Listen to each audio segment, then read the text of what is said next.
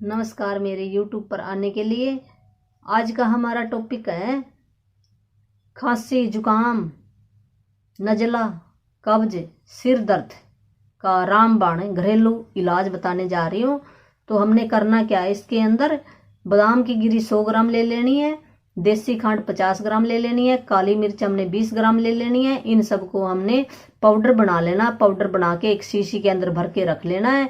और हमने या तो पानी के साथ ले लें या फिर गुनगुने 100 ग्राम गाय का दूध हुए उसके साथ है। सवेरे और शाम 2 टाइम लेना शुरू कर दो।